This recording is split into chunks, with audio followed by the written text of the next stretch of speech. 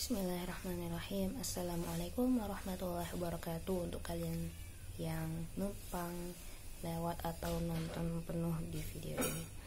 Jadi malam ini agak berbeda dari malam-malam sebelumnya. Kalau biasanya aku ngevlog tentang aku yang belajar bahasa Inggris, walaupun belum bisa menjadi habits karena kemarin terhalang suatu hal sehingga terputus dan baru berjalan 2 kali. Nah, untuk malam ini aku cuma mau curhat singkat aja, jadi pakai bahasa Indonesia. Soalnya kalau curhatnya pakai bahasa Inggris rasanya kurang plong gitu. Dan juga bahasa Inggris aku kosakatanya untuk yang advance itu belum terlalu banyak, jadi takutnya nggak tersampaikan sih apa yang mau aku sampaikan di video ini. Jadi hari ini aku mau bahas tentang apa ya? Aku mau bahas tentang sesuatu. Jadi ceritanya aku nonton video di channel Merciless Servant. Nah, jadi aku tadi lihat video-video lamanya, scroll, terus aku tonton video yang judulnya lupa judulnya apa, padahal barusan ditonton. Jadi itu intinya videonya yang isinya tentang sains, tentang kebenaran sains. Jadi sains itu sebenarnya nggak benar-benar tidak bernilai mutlak gitu. Jadi sains itu tidak sepenuhnya benar. Nah, kemudian di video itu diceritakan bahwa ada banyak sekali pada sains itu yang pada suatu saat dikatakan suatu kebenaran dan pada kemudian harinya itu malah kebalikannya, itu dikatakan sebagai sebuah kesalahan yang fatal, kesalahan yang tidak bisa diterima karena sudah tidak sesuai lagi dengan teori yang ada. Jadi ada banyak sekali, ada teori tentang gas ether, dan lain-lain lah. Itu yang aku ingat, soalnya aku anak fisika. Terus di situ dia menjelaskan di akhir selain dia menjelaskan tentang kesalahan yang ada pada hipotesis, yes. Jadi kalau dalam sains itu ada yang namanya teori, konsep, hipotesis. Nah, mungkin bisa dibilang hipotesis tadi dapat terpecahkan, dapat dibantahkan oleh teori yang lain. Nah, jadi dia bilang, jadi sains itu sebenarnya bukan kebenaran yang hakiki. Jadi kalau ada orang-orang saat ini, banyak sekali orang-orang yang menganggap bahwa sains itu real, sains itu benar. Jadi kalau ada apa-apa harus berdasarkan dengan sains, berdasarkan dengan eksperimen, berdasarkan teori pada sains, karena itu merupakan suatu kebenaran menurut mereka. Ya, sebenarnya ya bisa dibilang sains itu memang mengandung kebenaran memang, tapi sebenarnya sains itu sendiri bukan merupakan suatu kebenaran yang hakiki, karena sains itu juga nanti seiring waktu ketika ditemukan teori lain yang lebih tepat atau kemudian tidak sesuai dengan teori-teori yang lain, ketika dihubungkan maka teori itu bisa dianggap salah dan tidak dianggap lagi sebagai teori dalam sains. Seperti itu kira-kira isinya. Terus apa lagi ya? Berkaitan dengan pendidikan, karena sains ini sendiri dipelajari kan di sekolah, di persekolahan, di kuliah. Nah, jadi kenapa sekarang ada banyak sekali fenomena anak muda yang mengalami, bisa dibilang, krisis identitas. Dan kemudian apalagi ya, anak muda sekarang itu banyak juga yang bukan menganut sih, mereka menjadi ateis seiring dengan semakin banyaknya pengetahuan yang masuk ke dalam otak mereka. Nah, jadi begitu. Jadi apa ya, seperti sebuah pernyataan yang ironis, dua pernyataan sungguh ironis pokoknya ya. Jadi ironis sekali ketika pendidikan itu sendiri semakin bertambah, semakin berkembang seiring zaman, namun di sisi lain itu malah membuat identitas diri menjadi semakin it's not about identity.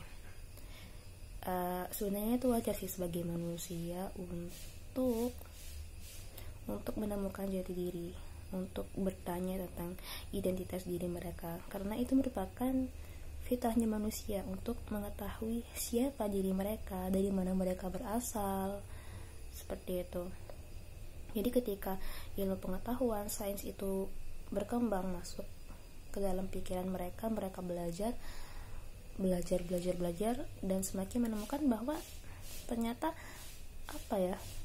seolah-olah di sekolah, di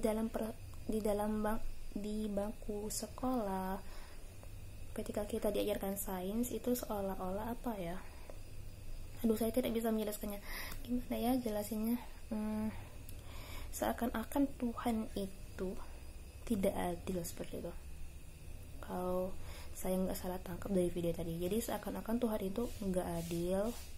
Terus juga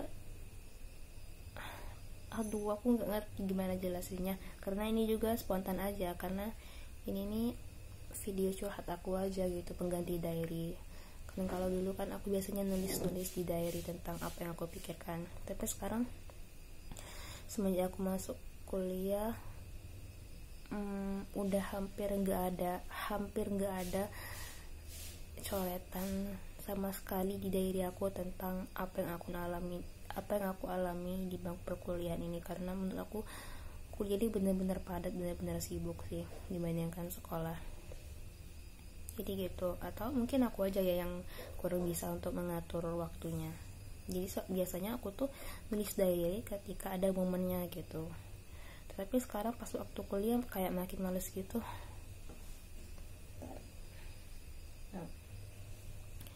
Nah, jadi kemana-mana. Oke, lanjut ke yang tadi.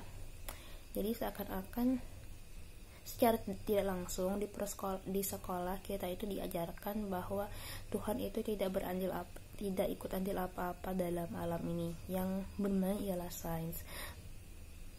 Seperti itu kira-kira. Saya kurang bisa menjelaskannya ya. Mungkin insya Allah nanti saya akan ulangi lagi nanti video tadi, terus belajar lagi di sumber-sumber yang lain. Jadi intinya kemudian dijelaskan lagi pada video itu bahwa sebenarnya sains itu bukanlah suatu kebenaran, tetapi sains itu hanya ingin membuktikan suatu kebenaran. Jadi sains itu untuk membuktikan, bukan bukti itu sendiri. Bukan. Sains itu merupakan suatu pembuktian, bukan kebenaran dari pembuktian dari suatu kebenaran, bukan kebenaran itu sendiri. Kayak. Nah, jadi gitu. Terus selain itu Al-Quran. Jadi kan sekarang ini banyak sekali kan ilmuwan yang mencoba menggali ilmu dari Al-Quran dan mencoba untuk membuktikan kebenaran dari Al-Quran itu, kebenaran ilmu yang ada dari Al-Quran. Nah, sebenarnya itu nggak salah dilakukan oleh para peneliti gitu, tapi konsep kerangka berpikirnya itu mungkin agak keliru. Jadi kita itu sebagai cendekiawan, bisa dibilang kita sebagai cendekiawan intelektual, sebagai peneliti, ketika kita meneliti sesuatu ketika kita meneliti sesuatu, misalkan apa yang ada di dalam Quran, kita tuh sebenarnya bukan membuktikan apakah Al-Quran itu benar. Seharusnya kita itu mencari sesuatu, membuktikan sesuatu, atau mencari ilmu, atau membuktikan atau menemukan sesuatu itu tuh bukan untuk membuktikan kebenaran Al-Quran, tetapi penelitian kita itu kebenarannya itu kita mengetahui benar atau tidaknya hasil dari penelitian kita mengetahui tidak atau benarnya hasil penelitian kita itu berdasarkan apa yang ada di dalam Al-Quran. Jadi seperti itu. Jadi kita ubah perspektif kita, apalagi untuk teman-teman sebagai mahasiswa, sebagai dosen, sebagai peneliti, sebagai cendekiawan. Intinya ketika melakukan suatu eksperimen, ketika melakukan suatu uji studi, kita jangan belajar untuk membuktikan kebenaran dari Al-Quran, walaupun itu boleh ya, sebagai fitrahnya manusia yang selalu memiliki rasa ingin tahu, bertanya-tanya tentang siapa itu dirinya. Tetapi alangkah lebih baik kita sebagai muslim itu sebaiknya kita ketika ingin menemukan discovery not invent, ketika menemukan suatu teori, atau menemukan atau meneliti itu, ini ya, ingat, jangan digunakan untuk membuktikan kebenaran dari Al-Quran, tetapi coba ketika kita melakukan suatu percobaan, hasil dari kita itu kita ketahui kebenarannya apakah sesuai dengan Al-Quran atau tidak. Jadi kalau sesuai dengan Al-Quran, insya Allah itu bisa dianggap benar. Tetapi ketika itu berlawanan misalkan, maka itu mungkin salah, apa yang kita teliti itu mungkin salah. Jadi bukan ketika berbeda isinya dengan Al-Quran, bukan berarti Al-Quran yang salah, tetapi bisa jadi penelitian kita yang kurang tepat, seperti itu ya. Seperti itulah ya, tadi mau ngomongin ateis tapi malah ke penelitian. Oke lah, say goodbye, bye bye for tonight.